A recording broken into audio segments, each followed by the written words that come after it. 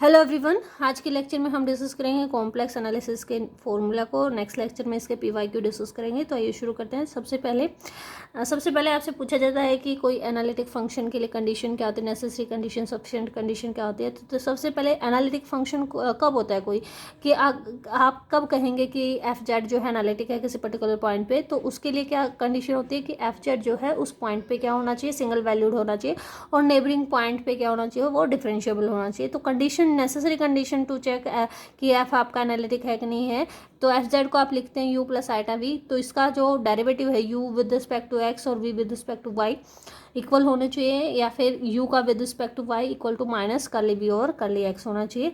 अगर polar coordinate की term में देखें तो करली u और करली r is equal to 1/r, करली v और करली थीटा, एंड करली u और curly theta is equal to minus r curly v और करली थीटा होना चाहिए। सफिशिएंट कंडीशन क्या होती है कि इसके जो डेरिवेटिव, फर्स्ट डेरिवेटिव वो कंटिन्यूस होना चाहिए। हम सिर्फ नेसेसरी कंडीशन चेक करते हैं, सफिशिएंट कंडीशन चेक नहीं करते। जब चेक करते हैं कि फंक्शन एनालिटिक है कि नहीं है तो उसमें नेसेसरी कंडीशन ही चेक की जाती है। अब नेक्स्ट आपसे कभी पूछ लिया जाता है कि बताइए कि फंक्शन जो है हार्मोनिक नहीं है, तो हार्मोनिक है कि नहीं है। तो उसके लिए जो आपकी लैप्लास इक्वेशन में अगर डेल स्क्वायर एफ 0 है तो आप बोलेंगे कि फंक्शन जो है हार्मोनिक है। उसके लिए कंडीशन क्या होती है, कर्ली स्क्वायर यू और curly X square plus curly square U और कर्ली वाई स्क्वायर भी 0 होना चाहिए, और कर्ली स्क्वायर वी और curly U X square plus curly square V और कर्ली वाई स्क्वायर भी 0 होना चाहिए। या फिर आप कहें डेल स्क्वायर ऑफ यू भी 0 होना चाहिए, डेल स्क्वायर ऑफ वी भी 0 होना चाहिए, या फिर आप लिख सकते हैं that del square of F is equal to 0। ठीक है, तो ये चेक करते हैं। अगर ये सेटिस्फाई करता है तो आप कहेंगे कि ऐसा फंक्शन क्या है, हार्मोनिक फंक्शन है। उसके बाद अगर मान लो आपको फंक्शन में कोई एक कॉन्जुगेट फंक्शन दे दिया जाए, यानी कि फंक्शन जो है u प्लस आइटा v होता है, आपको u दे दिया जाए, आपसे पूछ लिया जाए व्हाट इज़ v, तो उसके लिए क्या फॉर्मूला होगा। आपको मान लो v दे दिया जाए और u निकालना हो तो उसके लिए क्या फॉर्मूला हो, डिस्कस करते हैं। तो पहला केस, मान लो आपको u पता है, u आप नोन है, तो v निकालने के लिए क्या करो, v is equal to minus curly over curly Y D X curly U और करली एक्स डी वाई। ठीक है, यहाँ पे आपको ध्यान क्या रखना है, जब भी यू का derivative with respect to X होता है तो पॉजिटिव रहता है हमेशा ही, और जब यू का derivative with respect to Y होता है तो टर्म में नेगेटिव आ जाता है। या फिर उल्टा करें, अगर वी का डेरिवेटिव आप देखें, वी का derivative with respect to Y होगा तो पॉजिटिव रहेगा, और v का derivative with respect to x हो जाएगा तो नेगेटिव हो जाएगा। ये आपने ध्यान रखना है।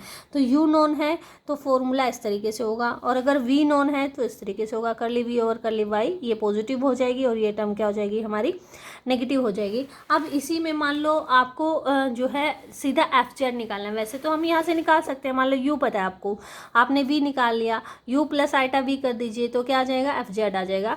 बट डायरेक्ट एफ जेड मान लो आपको बताना है और आपको u और v में से कोई एक टर्म आपको पता है, तो उसके लिए क्या फॉर्मूला है। तो सबसे पहले आप क्या कीजिए, करली यू और करली एक्स निकालिए, उसको एक नाम दे दीजिए फंक्शन का, लेट फाई 1 है वो।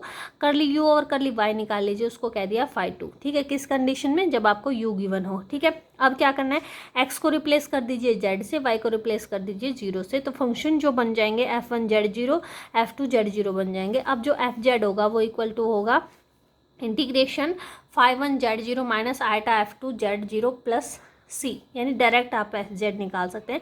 सिमिलर मैनर में वी गिवन है तो आपने अगेन करली वी ओवर करली एक्स निकालना है, इसको साइड 2 कहना है ना। इसका विद रिस्पेक्ट टू एक्स किया था, उसको फाई 1 कहा था, यहाँ उल्टा है। करली वी और करली एक्स करेंगे तो फाई 2 करना है, करली वी और करली वाई करेंगे तो साई 1 करना है उसको। ठीक है, फर्स्ट फंक्शन देना है, अगेन वही एक्स को रिप्लेस करना है जेड से, वाई को 0 से रिप्लेस कर देना है, इस इक्वेशन में पुट कर देना है, तो आपका एफ जेड निकल आएगा। ठीक है, उसके बाद बात करते हैं कि सिंगुलरिटीज क्या होती है। सिंगुलरिटी का मतलब जहाँ पे फंक्शन आपका एनालिटिक नहीं है या फिर इनफाइनाइट चला जाए, वहाँ पे ऐसे पॉइंट को कहते हैं सिंगुलर पॉइंट कहते हैं। जैसे फॉर एग्जाम्पल एफ जेड लिखा हमने 1/z-2, तो जेड इक्वल टू 2 क्या हो जाएगा, यहाँ पे सिंगुलर पॉइंट हो जाएगा। तो ये सिंगुलरिटी जो आपकी होती है 2 टाइप की होती है।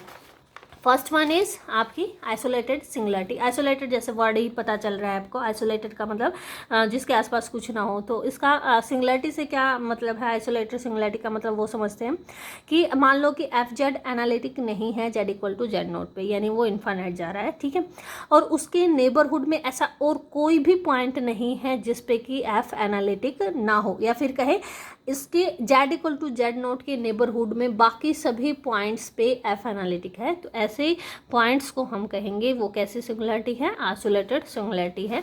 For example F Z is equal to 1/z, तो जेड इक्वल टू 0 क्या होगी, आइसोलेटेड सिंगुलरिटी होगी। अगर आप कहें इस तरीके का फंक्शन है z-1, z-2, z-3 नीचे हैं, तो यहाँ पे 3 आइसोलेटेड सिंगुलरिटी हैं, जेड इक्वल टू 1, 2 एंड 3 पे, ठीक है। उसके बाद है non isolated singularities. Non isolated जैसे वर्ड बता रहा है कि नॉन आइसोलेटेड, वो अकेला नहीं है। अकेला नहीं है का क्या मतलब है, मान लो कि एफ जो है Z equal to Z not पे एनालिटिक नहीं है, ठीक है। तो हमने इस पे चेक करना है कि इसके नेबरहुड में और भी ऐसे बहुत सारे पॉइंट एग्जिस्ट कर रहे हैं जिस पे एफ जो है एनालिटिक ना हो, तो ऐसी सिंगुलरिटी को हम कहेंगे वो नॉन आइसोलेटेड सिंगुलरिटी है। For example F Z is equal to 1/sin π/z, तो इसकी कंडीशन क्या होगी, कब ये जो है आपका एनालिटिक नहीं होगा, when sin π/z is equal to 0, यानी π/z इज इक्वल टू n π, पाई से पाई कैंसिल होगा, z equal to 1/n, and जो भी 0, 1, 2, 3 कुछ भी हो सकता है। तो z इक्वल टू 0 पे ये नॉन आइसोलेटेड सिंगुलरिटी है ना, क्योंकि यहाँ पे बहुत सारी n की वैल्यू एग्जिस्ट कर रही है। अब जो आपका टाइप मोर इम्पोर्टेंट है वो आइसोलेटेड सिंगुलरिटी का, हम फर्दर इसी की क्लासिफिकेशन पढ़ेंगे। इसका यहीं तक है कि नॉन आइसोलेटेड सिंगुलरिटी है। आइसोलेटेड सिंगुलरिटी फर्दर 3 पार्ट्स में डिवाइड की गई है कि असेंशियल है, रिमूवेबल है, या फिर आपकी जो है ये क्या होती है, हाँ, रिमूवेबल, नॉन एसेंशियल और एसेंशियल, ठीक है। तो ये देखेंगे क्या होती है। उससे पहले कि ये आप यहाँ पे ये याद रख सकते हैं कि अगर कि एफ जेड की किसी Z is equal to A point पे आइसोलेटेड सिंगुलरिटी है, तो उस एफ जेड को जेड इक्वल टू ए के अबाउट लोरेंट्ज सीरीज में आप एक्सपेंड कर सकते हैं, और उसका एक्सपेंशन इस तरीके से लिखा जाता है। एंड यहाँ पे ए एन जो है 0 to ∞ रन करता है, और इन जो है नेगेटिव पावर में एन जो है 1 to ∞ रन करता है। और सबसे इम्पोर्टेंट पार्ट नेगेटिव पावर वाला है, this is the principal part of expansion. यही डिसाइड करता है कि कौन से टाइप की आइसोलेटेड सिंगुलरिटी है, ठीक है। जैसे कि हम अभी पढ़ेंगे, first one is removable isolated singularity. Removable का मतलब जैसे कि नाम से ही पता चल रहा है, जिसको रिमूव किया जा सकता है। फॉर एग्जाम्पल इसका कब होगी रिमूवेबल आइसोलेटेड सिंगुलरिटी, जो प्रिंसिपल पार्ट है, यानी जो नेगेटिव टर्म्स हमने पढ़ी थी 1/z वाली जो टर्म हमने पढ़ी थी, अगर उस प्रिंसिपल पार्ट में वो सारे कोफिशिएंट 0 हो जाएंगे, यानी कोई नेगेटिव टर्म एग्जिस्ट ना करे, तो आप कहेंगे कि ऐसी सिंगुलरिटी क्या है, removable singularity. For example sin z/z, ऐसा लग रहा है कि z इक्वल टू 0 पे आइसोलेटेड सिंगुलरिटी है, बट अगर आप साइन जेड को एक्सपेंड करेंगे तो जेड इक्वल टू 0 पे कैसी सिंगुलरिटी, यहाँ पे देखिए 1/z की सीरीज में कोई भी टर्म यहाँ पे नहीं है, ये सारे बी एन कोफिशिएंट 0 है, तो आप कहेंगे Z equal to 0 is a removable singularity, ठीक है। उसके बाद नॉन एसेंशियल सिंगुलरिटी, या फिर इन्हीं सिंगुलरिटीज को हम कहते हैं पोल्स, जो कि बहुत इंपॉर्टेंट है, आगे इन्हीं के बारे में डिस्कस करेंगे। इनका क्या मतलब होता है कि जो आपने एक्सपेंशन किया है लोरेंट्ज सीरीज में, उसमें फाइनाइट टर्म तो नॉन जीरो आ रही हैं, लेकिन उसके ऊपर की सारी एन वैल्यू 0 जा रही है। जैसे कि यहाँ पे मैंने लिखा है, मान लो m टर्म्स तक तो आपकी आ रही है नॉन जीरो, और m से ज़्यादा अगर n हो जाए तो सारे बी एन कोफिशिएंट 0 जा रहे हैं। तो ऐसी सिंगुलरिटीज़ को हम कहेंगे कि वो m ऑर्डर की आइसोलेटेड नॉन एसेंशियल सिंगुलरिटीज़ है। तो यहाँ पे अगर m की वैल्यू 1 है तो आप कह सकते हैं वो सिंपल पोल है। अगर m की वैल्यू 1 से ज़्यादा है तो आप कहेंगे पोल ऑफ ऑर्डर, दैट जो भी वैल्यू होगी। फॉर एग्जांपल मैंने यहाँ पे लिखा है z/z -1, z -2 स्क्वायर, तो z इक्वल टू 1 तो क्या हो गया, सिंपल पोल हो गया, और z इक्वल टू 2 पे क्या हो जाएगा, पोल ऑफ ऑर्डर 2 हो जाएगा, ठीक है। फर्दर जो डिस्कशन होगा वो इसी पार्ट से होगा। These are isolated non essential singularities, या फिर इनको हम क्या कहते हैं, पोल्स कहते हैं। उसके बाद है एसेंशियल सिंगुलरिटीज़। एसेंशियल सिंगुलरिटीज़ का मतलब है कि अब जो है बी एन के सारे कोफिशिएंट नॉन जीरो होंगे, यानी सारी वैल्यूज़ वहाँ पे रहेंगी up to infinite number of terms. तो इसका एक एग्जांपल है एफ जेड, मान लो e⁻1/z एक्सपेंड अगर करें तो यहाँ पे देखिए नेगेटिव सभी पावर एग्जिस्ट करती हैं और up to infinite terms exist करती है। ऐसी सिंगुलरिटी को, यानी z इक्वल टू 0 पे सिंगुलरिटी है, और ऐसी सिंगुलरिटी को हम क्या कहते हैं, दिस इज एसेंशियल सिंगुलरिटी। तो अब आइए देखते हैं जो पोल्स हमने अभी डिस्कस किए हैं इनके रेजिड्यू कैसे निकालेंगे। रेजिड्यू का मतलब है जो ये बी एन टर्म्स हैं, यानी जैसे सिंपल पोल है तो B1 क्या होगा, डबल पोल B2 क्या होगा, इस तरीके से। तो देखिए मेथड ऑफ फाइंडिंग रेजिड्यू क्या है। केस 1 अगर सिंपल पोल है यानी कि सिर्फ एक ही वहाँ पे कोफिशिएंट एग्जिस्ट कर रहा है, B1 कोफिशिएंट एग्जिस्ट कर रहा है, एक ही पावर है, तो उसमें residue at Z equal to A कैसे निकालेंगे। तो आप क्या करना है, उस फंक्शन को जेड माइनस ए से मल्टीप्लाई कर देना है और लिमिट लगा देनी है जेड इक्वल टू ए पे, जेड अप्रोचेस टू ए पे। दूसरा तरीका है, मान लो फंक्शन दो फंक्शन के डिवीजन की फॉर्म में दे रखा है phi Z over psi Z, और आप अगर चेक करें ए पे ये टर्म तो जीरो है, ये टर्म नॉन जीरो है, तो उस केस में जो रेजिड्यू होगा जेड इक्वल टू ए पे वो phi A over phi prime A. Phi prime का मतलब है differentiation of psi with respect to Z, और उसके बाद अपने जेड को क्या पुट कर देना है, ए पुट कर देना है, इसके इक्वल होगा। ठीक है।